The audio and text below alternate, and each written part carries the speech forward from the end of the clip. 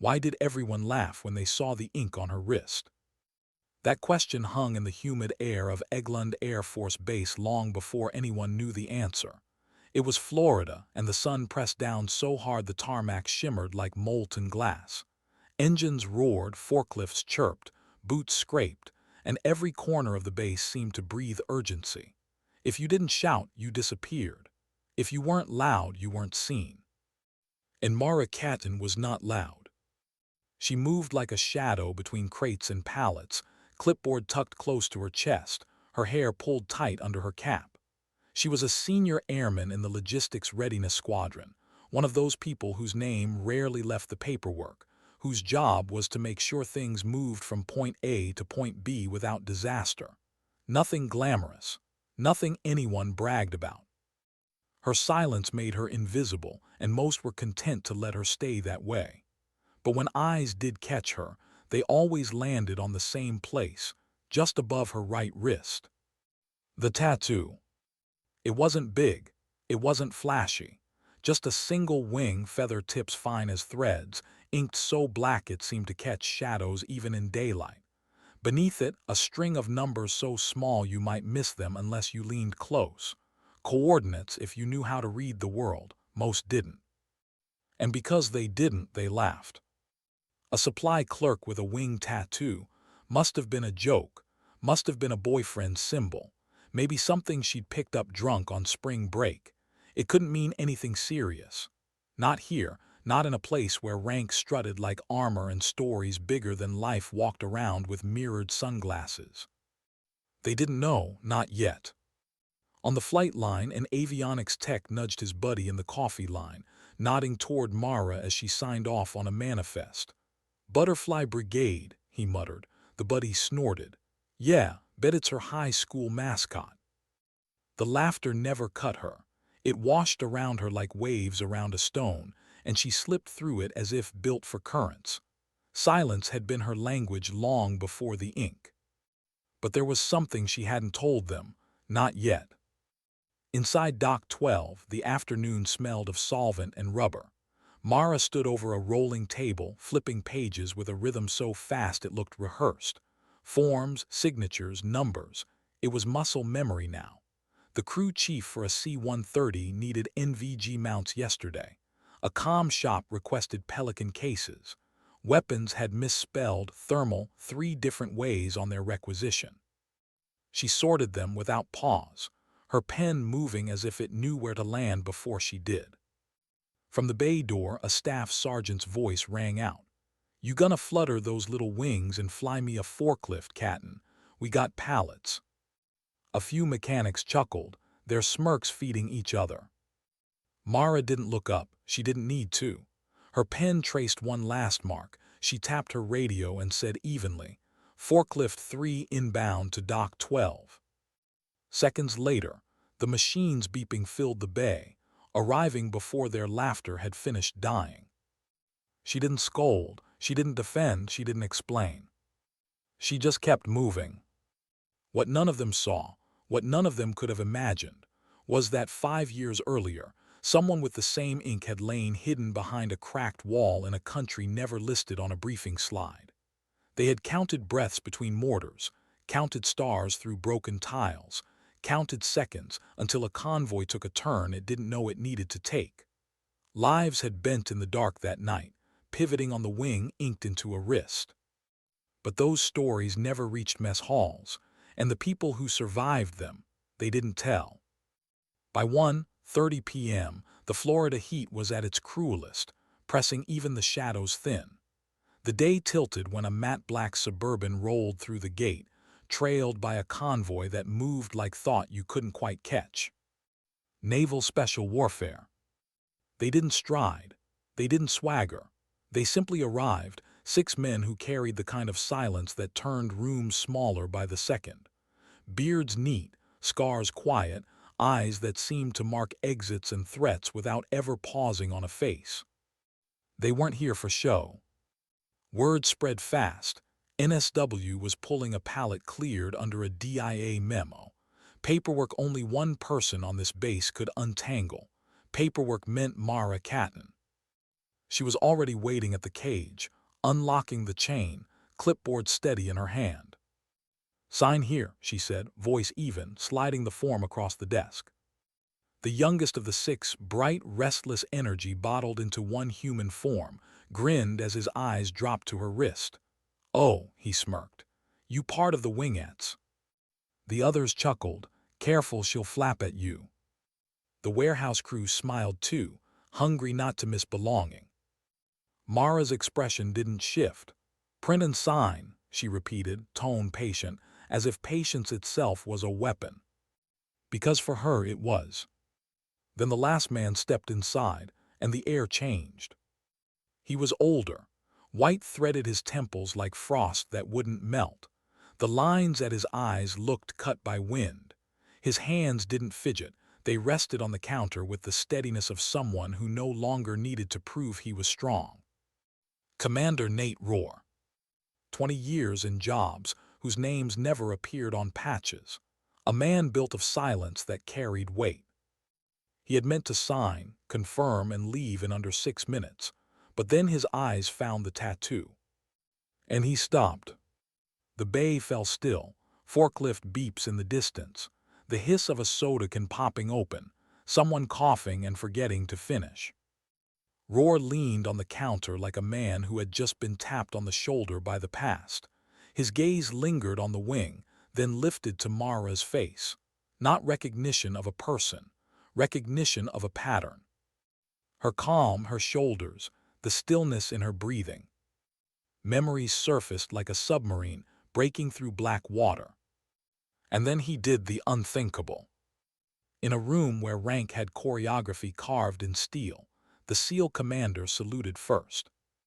The pen froze in the young operator's fingers. The mechanic who'd smirked went pale. A crew chief swallowed hard, the sound louder than boots on concrete. Mara returned the salute, crisp, precise, exact, bones taut by metronome. "Permission to speak freely, senior airman," Rohr said, his voice leaving no space for swagger. "Aye, sir." He took half a step closer. His eyes didn't waver. "You were at Black Wake." The doc exhaled as one. Black Wake. The name was rumor, whispered in low rooms, a ghost of an operation where a coastal listening site went dark, where teams sent in never came home whole, where files ate their own paper, where a convoy turned right instead of left because 3 radio men had bought seconds with their last breath.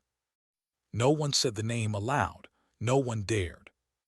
Mara didn't shift. Her answer came flat, steady. "Yes, sir." The youngest SEAL, the one who had grinned, swallowed hard. His voice cracked as he whispered, "How are you still?" But the question withered. "Sign for your cargo," Mara said, her eyes softening at the edges, forgiving him for not knowing the shape of a thing she had survived. Rohr signed without looking at the pallet, his voice lowered to something only she could carry. "Good to see you, vertical." And those words weren't a platitude. They were a ceremony, a ritual for the living. By 3:00 p.m. the convoy had gone, but the rumor hadn't. It spread ahead of them like fire under dry leaves. Commander Rohr had saluted a senior airman in supply. By dinner, recruits were whispering it in the gym between push-ups. By sundown, someone had taped a crude drawing of a wing outside the chow hall. By nightfall, someone else had torn it down without leaving a trace. The base had shifted, just a degree, but enough to feel. And Mara Katon, the quiet supply clerk with a black wing on her wrist, walked into evening like a chapter break. No strut, no performance, only the tattoo hidden once more beneath her sleeve, carrying the weight of storms no one else had seen. But storms always return. And this one was already gathering. How fast can a rumor run? At Eglund, it moved quicker than jet fuel vapor across hot asphalt. By the next morning, the base was awake to a new kind of noise, not engines or forklifts, but whispers. Commander Rohr saluted a supply clerk. Not just a clerk, Katon, Mara Katon. By 900, the rumor had crossed the gym, spilled into hangars, bled into chow lines. Recruits repeated it between push-ups. Crew chiefs muttered it as if the act of saying it too loudly might curse them. And every time Mara walked past, conversations tripped, staggered, then fell into silence. The wing tattoo that had once been a joke was no longer funny. Eyes followed it now. When she rolled her sleeve up to scribble numbers on a requisition sheet, the ink caught glances, no smirks, just searching. As if the lines of feather and coordinates might explain everything if only someone could read them right. At the mess hall, Private Rizzo, the loudest joker of yesterday, sat frozen when Mara entered. His friends nudged him, waiting for the wisecrack. He stayed silent, his fork hovering in midair until she passed. Respect maybe, fear maybe more. Still doubt lingered. Could be a setup, Sergeant Colton muttered in maintenance, wrench turning harder than necessary. Morale stunt, get us talking. Then wide roar salute, a younger airman asked. Colton didn't answer.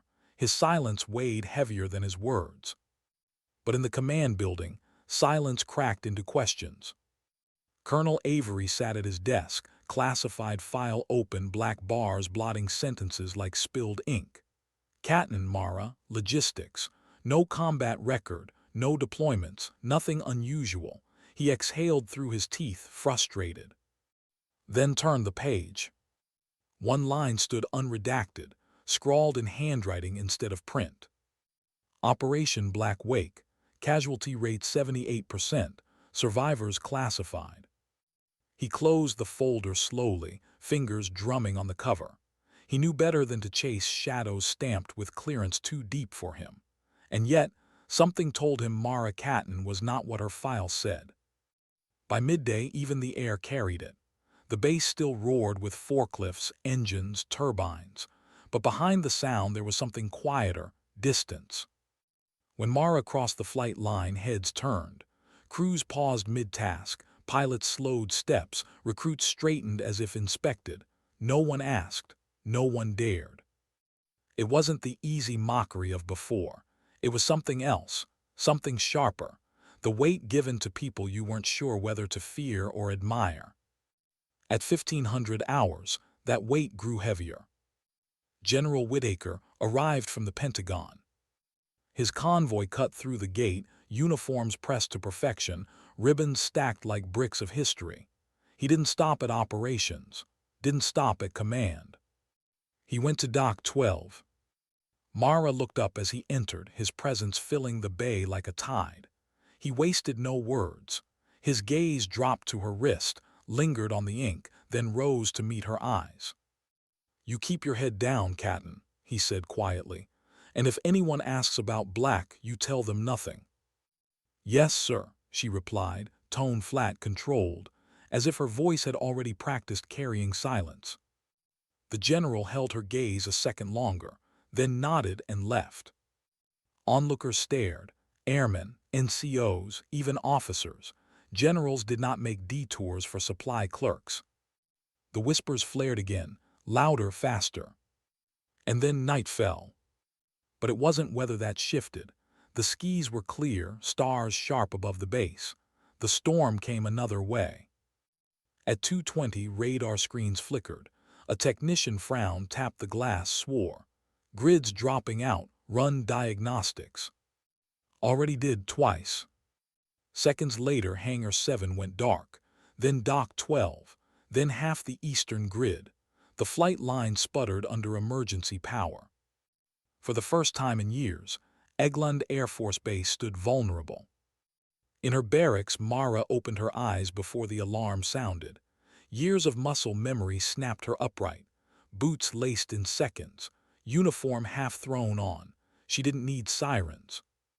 She heard it in the silence. The same silence she had once survived. By 2:25, comms overflowed with panic.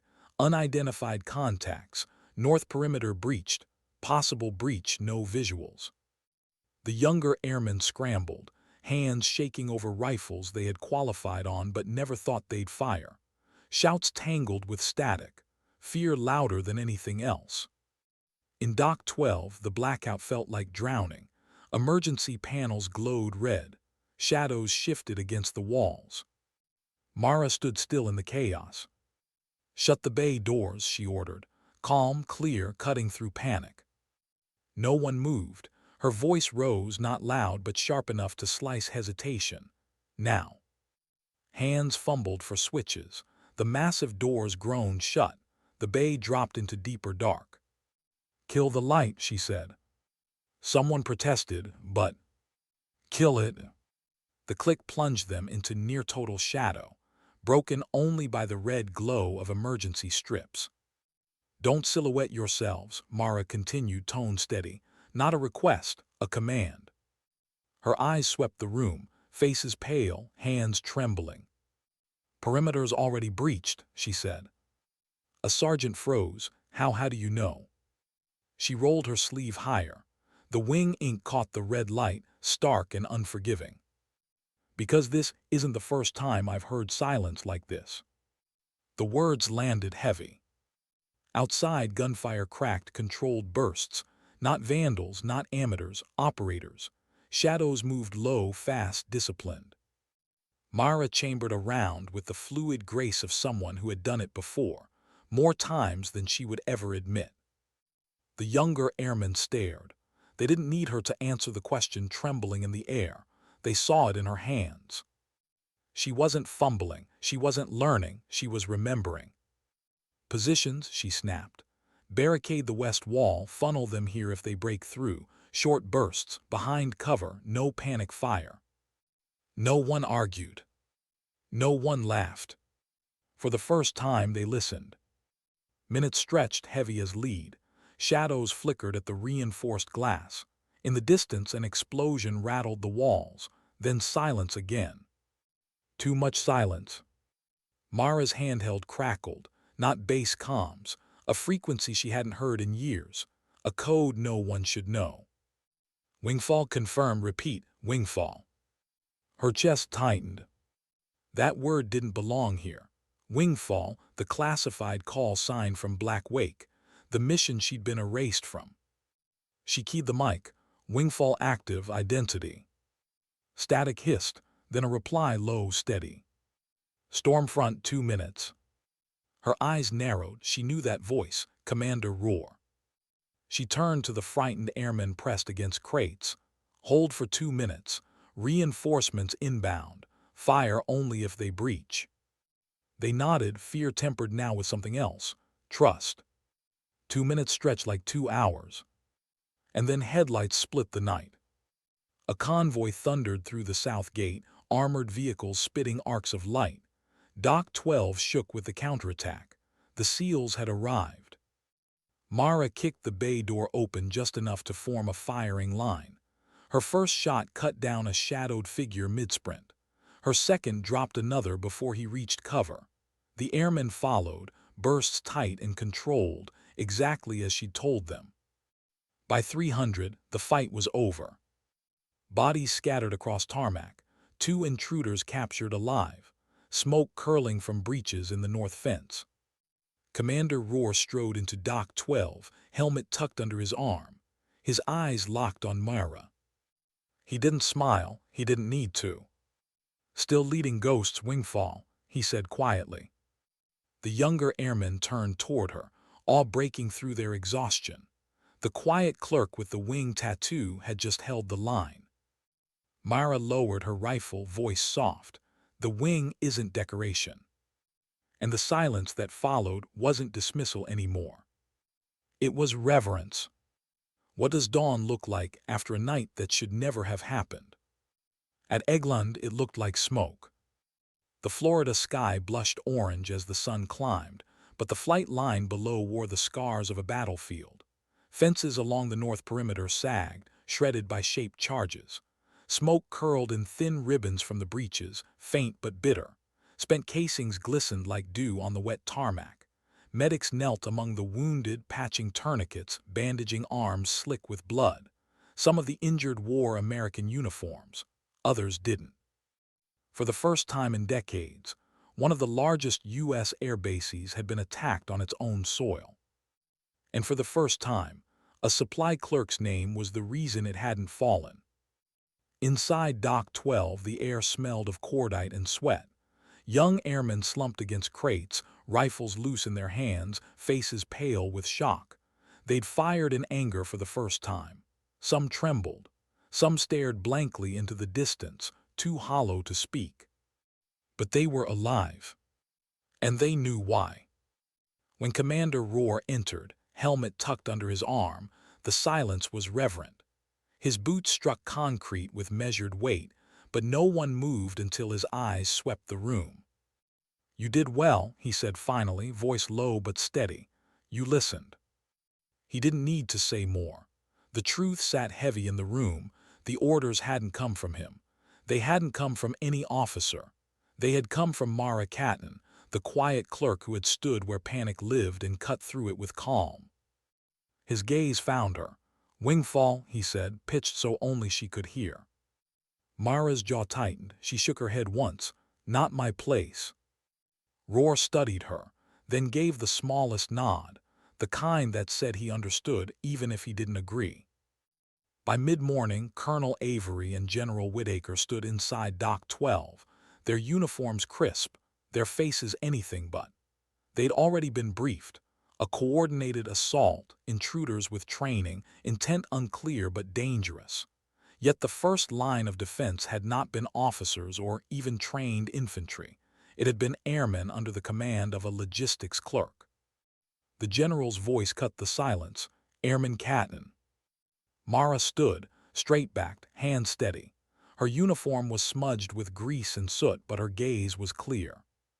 "You saved this base." She shook her head. "The airmen did. They stood their ground."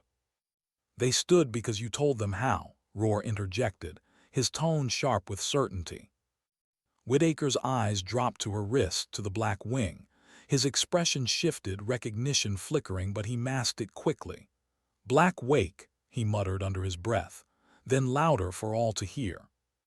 "This woman is not what you think she is." The room stilled. Whispers died before they could rise. Whitaker continued. "Operation Black Wake was classified at the highest level. It cost us men, years, silence. The few who survived were buried under clearance so deep even colonels never saw their names." He nodded toward Mara. "She was one of them. That tattoo isn't decoration. It's a marker, a record carved in ink because the rest was erased." The weight of his words pressed the air flat. For days, Eglund Air Force Base carried a new rhythm. Soldiers saluted Mara first, even though her stripes were junior. Recruits who once smirked now stepped aside with careful respect. The ones who used to whisper jokes behind her back whispered her name now as though it might break if spoken too loudly. And yet Mara herself didn't change. She still walked the flight line with a clipboard, still checked manifests, still fixed typos on requisition forms. She still drank her coffee black in the mess hall, still sat alone at the edge of long tables. But the silence around her had changed. It wasn't dismissal anymore.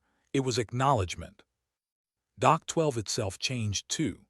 The bay that had once echoed with laughter at her expense now worked sharper, cleaner. The walls seemed to remember the night when a woman had turned a warehouse into a fortress. The jokes had died, permanently. Weeks blurred by. The base healed its fences, scrubbed its tarmac, filed its reports, but something lingered. Mara knew it. She saw it in the way commanders looked at her, in the way Rohr always seemed to pause, as if waiting for her to say something more, in the way General Whitaker's eyes held a warning she didn't need explained. One night she was called into a private briefing.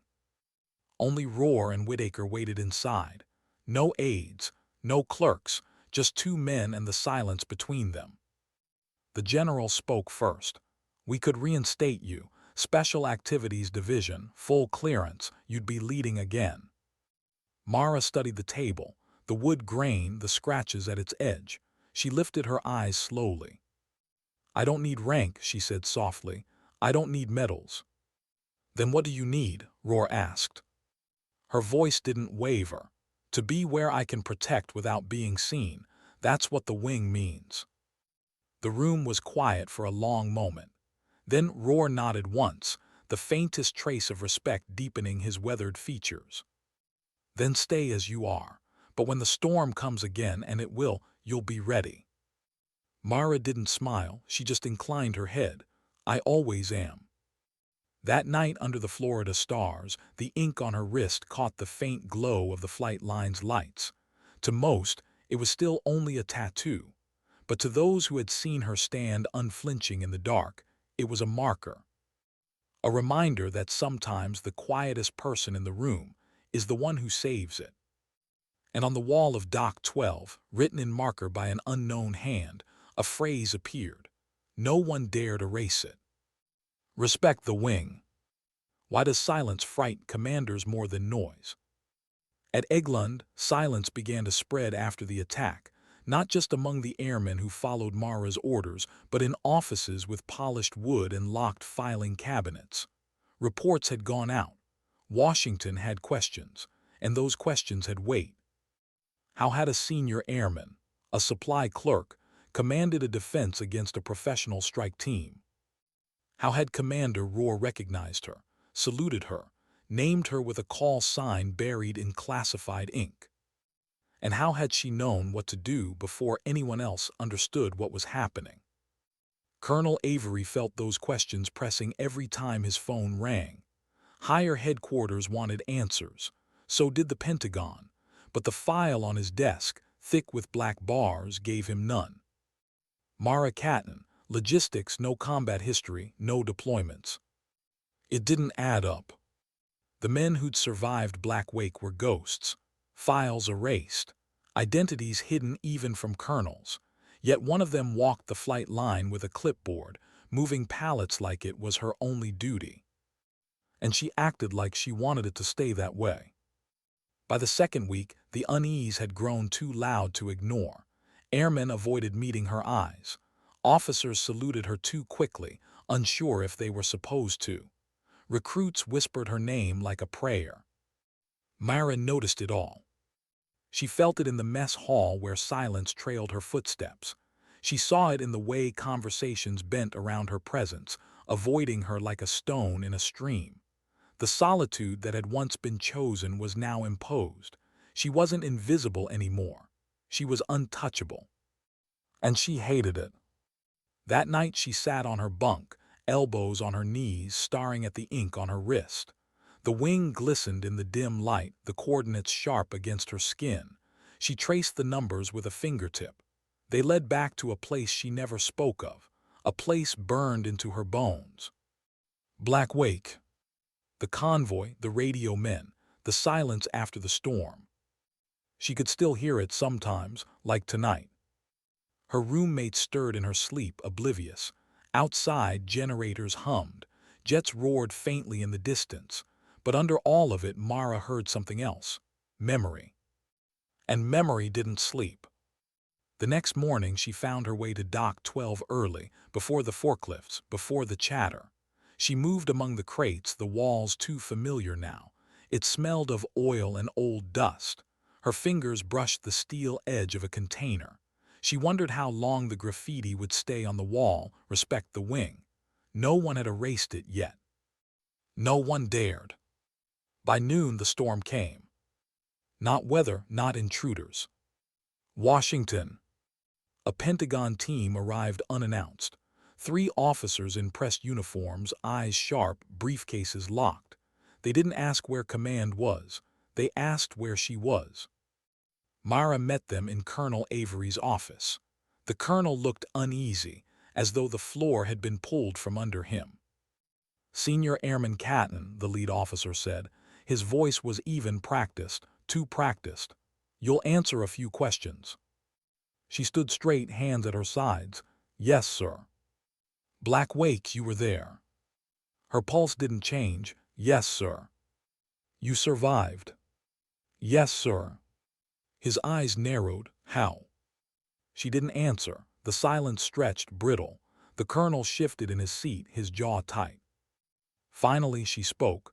Survival isn't something you explain, sir. It's something you carry. The room went still.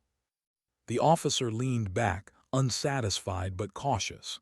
He flipped his folder shut, its cover stamped classified in thick red. Washington will decide what to do with you. When they left, Colonel Avery exhaled hard as though he'd been holding his breath since they entered. His gaze settled on her. Not scorn, not pride, something harder to define. "They're afraid of you," he said quietly. Mara's brow furrowed. "Why?" "Because you don't fit in the boxes, and people who don't fit can't be controlled." She didn't reply. She just turned and left, boots echoing down the hall. That night she found herself walking the perimeter road, stars sharp above her. The base was quiet, almost peaceful, but her chest carried the weight of unease. Being unseen had been her shield. Being noticed was a target. And now she had both. 2 days later, the unease turned into action. Mara was summoned again, this time to a briefing room deep in the command building. Only a handful of people were present: Rohr, Whittaker, Avery. No aides, no one else. A projector hummed, casting grainy satellite images on the wall. Breaches, smoke, the night of the attack. General Whittaker's voice was flat. "That wasn't random, that was probing. Someone tested us." Rohr crossed his arms.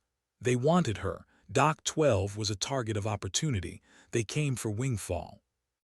Mara said nothing, but the air in her lungs turned heavier. Whittaker's eyes cut to her. "You've been off the books for years, erased, hidden, but now they know you're alive and they'll come again." The silence that followed was long, sharp-edged. Finally Mara spoke, "Then let them." Avery looked at her, incredulous. "You don't understand." Her eyes flicked to him, calm, unblinking. "I understand more than you think." Rohr's gaze lingered on her, old recognition in his eyes. He knew the calm wasn't defiance. It was acceptance. The acceptance of someone who had already died once and come back walking. The meeting ended without resolution. Plans were made, reports drafted, but the truth hung unspoken. Mara Katon was no longer just a clerk. She was a variable no one could predict, no one could contain. That evening she sat in the mess hall, her tray untouched. Recruits passed by, stiff-backed, glancing but not daring to speak. She watched them, remembering the fear in their eyes that night, remembering how they had listened. And beneath it all, she felt the storm turning again. Because storms never end, they only pause. And somewhere in the dark beyond the perimeter, someone else was already planning. How long can you live as both ghost and soldier? For Mara Katon, the answer was shrinking. After the raid, after the salute, after Washington's questions, she walked the base like a shadow no one could ignore. Whispers followed her into hangars, through chow lines, across the flight line. Recruits who once mocked her tattoo now stiffened when she passed, their voices lowering to respectful silence. But respect was a blade with two edges. It cut away her invisibility, the shield she'd built after Black Wake, and it cut into the chain of command, making officers uneasy. Mara was supposed to be ordinary, logistics, a supply clerk, yet she carried herself with the calm of someone who had already survived storms they'd only read about in classified briefings. And now she couldn't hide it anymore. At night in her barracks, she lay awake listening to the hum of generators outside. The wing tattoo seemed to burn under her sleeve, as if reminding her, the past isn't gone, it waits. One evening, as she left Dock 12, Rohr caught her outside. He walked without hurry, but his presence still pressed against her like gravity. "They won't leave you alone now," he said. Mara kept her eyes forward. "They shouldn't have noticed me at all." "You made them notice." His tone wasn't accusation, it was fact. "I didn't want it." Want has nothing to do with survival. They stopped near the fence line, the sun bleeding into the horizon. Rohr studied her wrist, the ink hidden beneath fabric but never gone from his memory. "You know they'll come again," he said quietly. She exhaled, the sound almost a sigh. "I know." That night she dreamt of Black Wake again. The silence after mortars, the crack of rifles in the dark. The way the air had smelled dust, smoke, blood, and the convoy turning right because someone with a wing tattoo had whispered coordinates in time. She woke before dawn, her breath steady, her eyes unblinking. Some dreams weren't dreams. They were rehearsals. By the third week, Washington's presence thickened. More briefings, more files, more closed doors. Mara was summoned twice, each time asked questions wrapped in suspicion.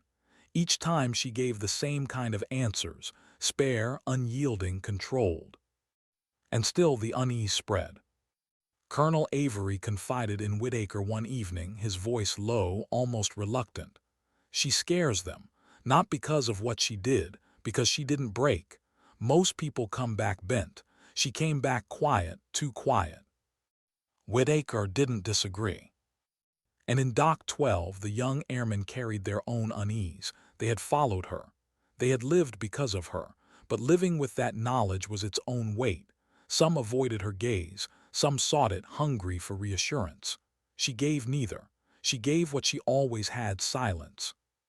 But silence wasn't enough to stop the next storm. It came not with an explosion, not with gunfire, but with an intercept. One morning, comms lit up with chatter. An unknown transmission had been caught, barely scrambled. Coordinates, numbers, a phrase whispered in a language too distorted to place. Wingfall. Mara froze when she heard it. She had been walking past the comms desk when the recording played, her clipboard tucked under one arm. She didn't mean to stop, didn't mean to let her face show anything. But Roar, standing nearby, caught it. His eyes locked on hers. "They know you're here," he said. The words weren't alarm, they were confirmation. That night she sat alone on the steps outside her barracks, the stars above cold and sharp. She thought of the recruits who had followed her orders. She thought of the laughter that used to follow her tattoo. She thought of the silence of Black Wake. And she felt the same truth rising in her chest, the one she had carried for years. The storm doesn't care what you want, it comes anyway. Days later, the second storm began. The first signs were small, power fluctuations in Dock 12. Cameras cutting out near the fence line. Strange interference on radar screens. Easy to dismiss as glitches. Easy if you hadn't lived through sabotage before. Mara noticed, and she felt the base sliding towards something it wasn't ready for. She reported what she saw, her voice steady, but her warnings slid past commanders who wanted paperwork more than premonition. "They won't hit us again so soon," Avery insisted. Mara said nothing. She'd heard the same words once before, years ago, in a different country on a different night. And she had learned, storms don't ask permission. In Dock 12, the airmen prepared quietly without orders. They stacked crates differently, reinforced doors, checked rifles twice. Not because they were told to, but because they trusted her silence more than anyone else's commands. She watched them, feeling the weight of it, the dangerous truth that her presence had become larger than her rank. And she hated it. Because the more they leaned on her, the more she knew what was coming. She would have to step forward again. She would have to become the ghost they thought she'd left behind. And ghosts don't survive forever. How many warnings does a storm give before it breaks? At Eglund, the signs were everywhere. Power grids flickered, radar screens glitched, cameras blinked dead along the north fence. Each was dismissed as coincidence, as technical error, but Mara Katon didn't believe in coincidences. She had seen it before, on a night when a listening sight went silent, and a convoy turned right because silence had already claimed the left. This wasn't error, this was rehearsal. And she knew it. The night it began, the base looked calm on the surface. Jets slept under moonlight. Forklifts rested like tired beasts. The air was damp, heavy with Florida heat, but the calm was a mask. At 2:17, the mask tore. The radar arrays flickered, then died. Lights across the eastern grid cut out in sequence, one by one like matches being pinched. The comms tower spat static, then silence. And then the breach. 3 simultaneous explosions tore through the north and west perimeters, rattling windows across the base. The ground shook under boots before alarms could even scream. Shadows poured through the gaps, figures low, fast, disciplined. Not vandals, not amateurs, operators again. Dock 12 went dark except for the dull glow of emergency panels. Panic clawed at the younger airmen. Radios crackled without reply. But Mara had already moved. Her boots struck concrete, her voice cut through chaos. Barricade the doors, funnel to west wall, hold your fire until you see them move. Her tone wasn't loud, it didn't need to be. Calm carried sharper than panic. Hands steadied, movements sharpened. The airmen obeyed because they remembered what had happened the last time. They remembered that she had seen the silence before anyone else. Outside, gunfire cracked, short bursts controlled. Security patrols engaged, but the intruders pressed hard, their formation clean, their aim deliberate. Mara lifted her sleeve, the wing ink catching red light. The young airmen saw it and stilled. They didn't understand it, but they trusted it. And trust is heavier than rank. Positions, she snapped. Cover the north windows, watch your arcs, they'll push hard there. How do you know? A sergeant whispered, fear lacing his voice. Her eyes stayed fixed on the dark. Because it's what I do. The words landed with weight, not speculation, experience. The first round slammed against Dock 12's reinforced glass. Shouts cut through the night. Figures moved outside, shadows darting across the floodlit patches of tarmac. Then contact. The windows shattered and darkness bled inside. Suppressed rounds hissed through the bay. An airman cried out, clutching his shoulder. Another froze, his rifle trembling. Mara moved before hesitation could spread. She grabbed his rifle, pressed it back into his hands, her voice sharp. Short bursts, behind cover, trust your training. Her calm steadied him more than the weapon. She raised her own rifle and fired, 3 rounds precise. One shadow dropped, another stumbled. The airmen followed, firing tighter, steadier.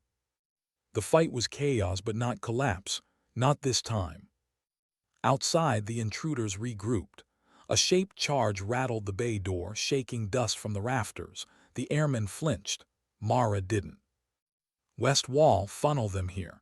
If they breach, we break them in the choke.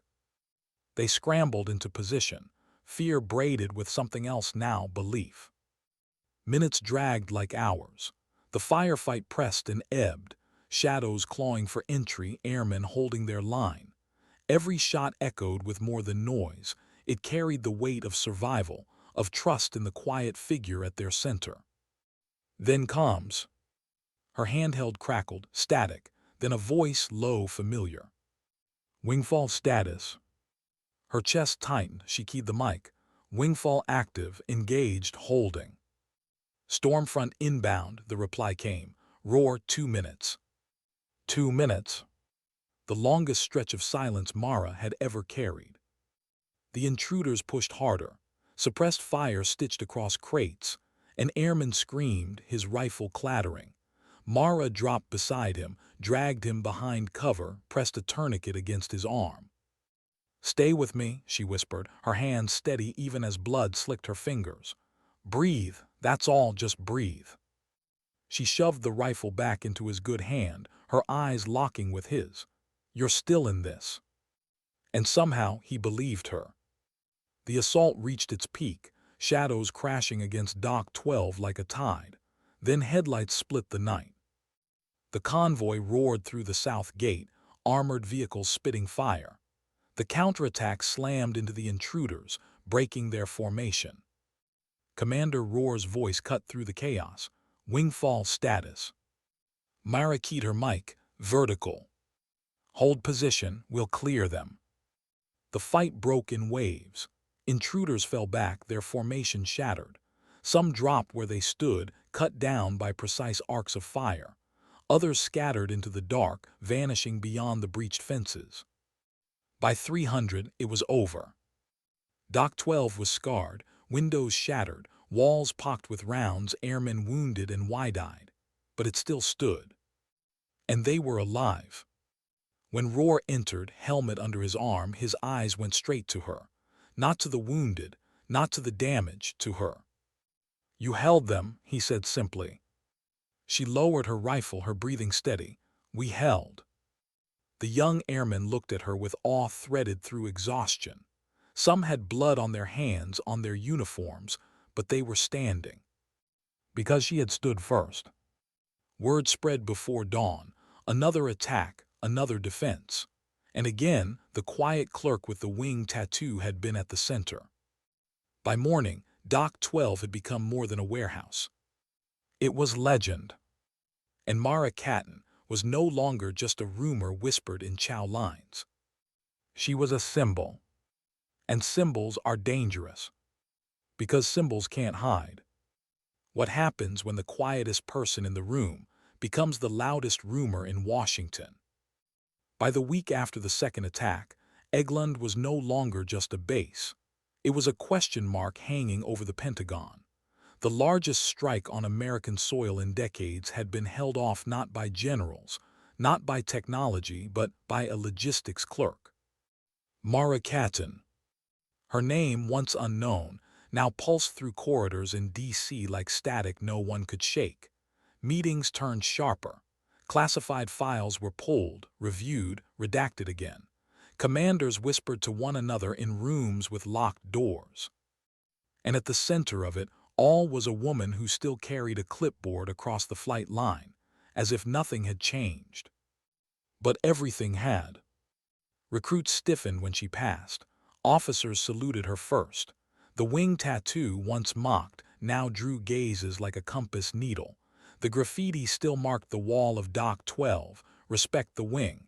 No one had erased it. But respect was a double-edged blade. For every salute there was suspicion. For every whispered admiration there was fear, and Washington feared most of all. One night she was pulled into a secured briefing. The room was windowless, fluorescent lights humming overhead. At the table sat General Whitaker, Colonel Avery, Commander Roar, and 3 officials from the Pentagon whose uniforms looked pressed too sharp, their expressions colder than steel. The lead official spoke first. "Senior Airman Katon, your actions have raised questions, not just here, across the entire chain of command." Mara sat straight, hands folded on the table. She didn't fidget, she didn't blink too often. She waited. "You led defenses against 2 coordinated attacks," the man continued. "You issued commands, maintained order, executed tactics consistent with special operations training." She said nothing. "You had no clearance, no orders, no authority." Still silence. The man leaned forward. "Explain yourself." Mara's voice was calm, level. "There was a breach. I acted." "That isn't an answer." "It's the only one I have." The room went still. The officials exchanged glances. One muttered under his breath, "Ghost." General Whitaker's gaze cut across the table. "We've been over this. Operation Black Wake. She was there, she survived." One official snapped. "Survivors were classified." Whitaker's jaw tightened. "And she is one." Roar broke his silence then. His voice carried gravel and iron. "She saved your base, twice.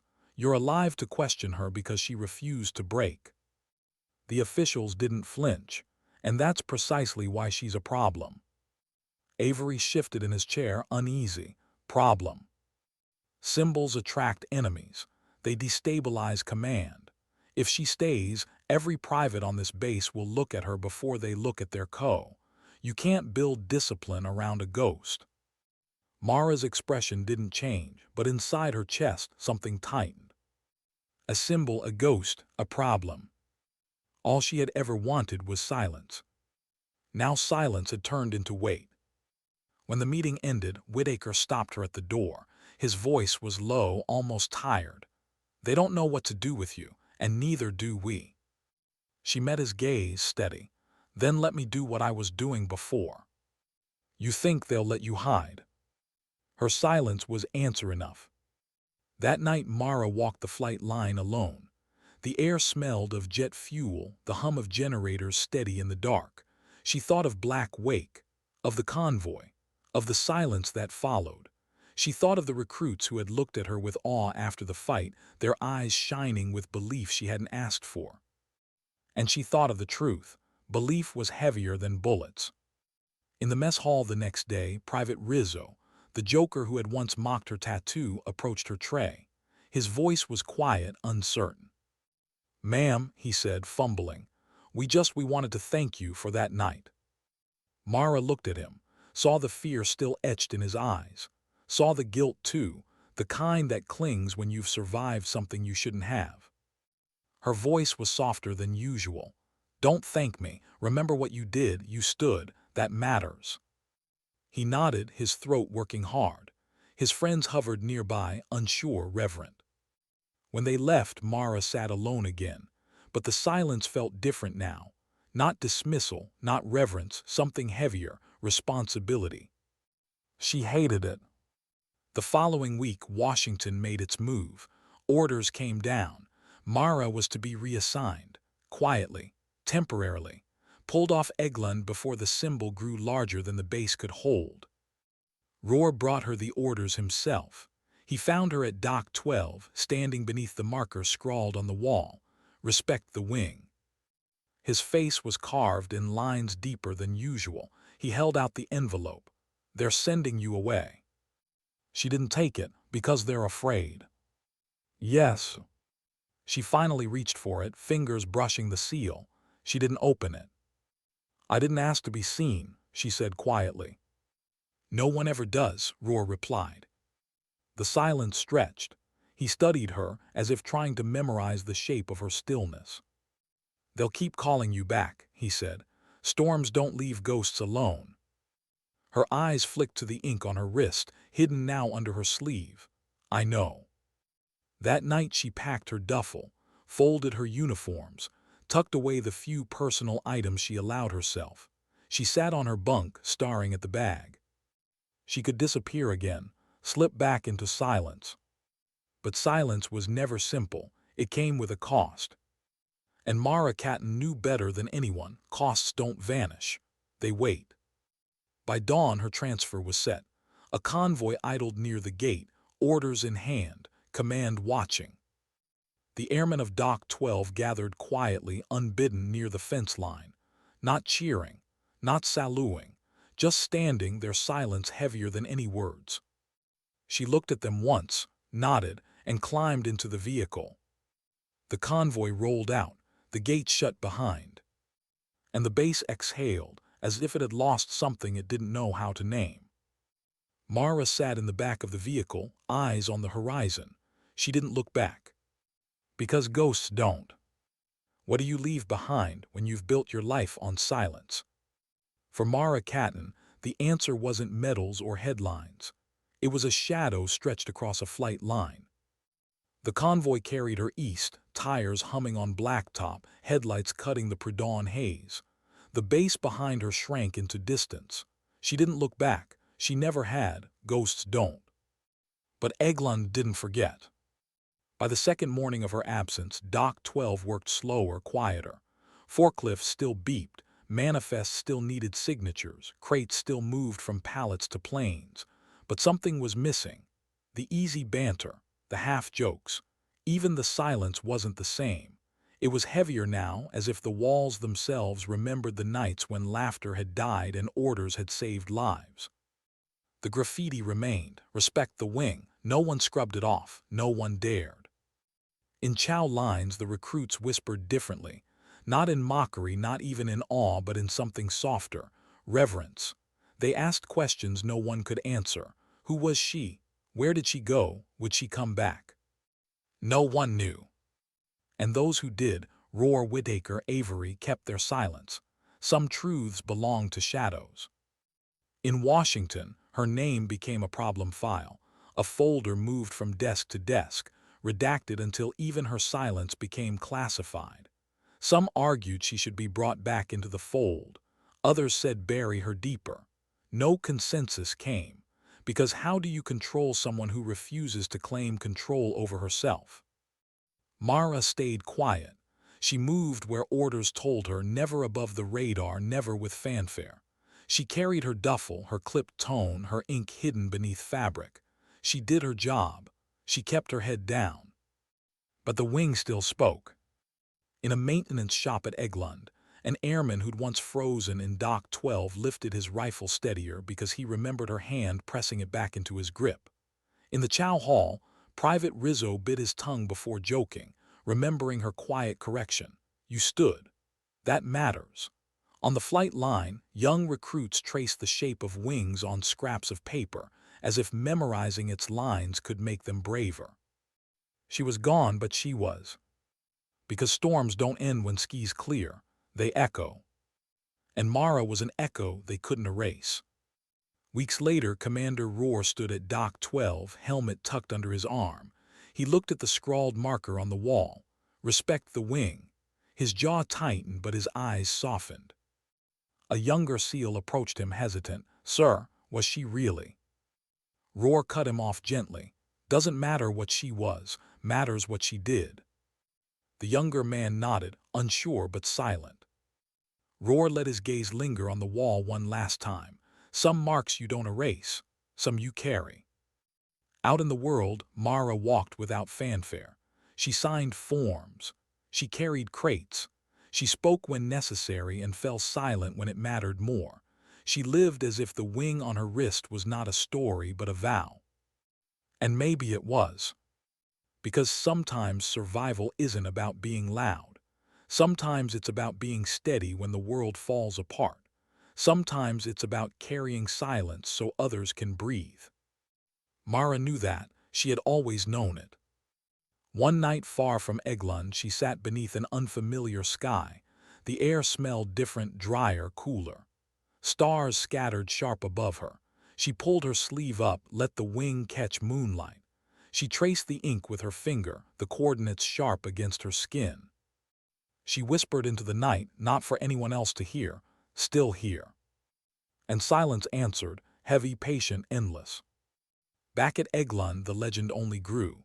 No one spoke her name too loudly, but they remembered. When storms broke, they thought of her.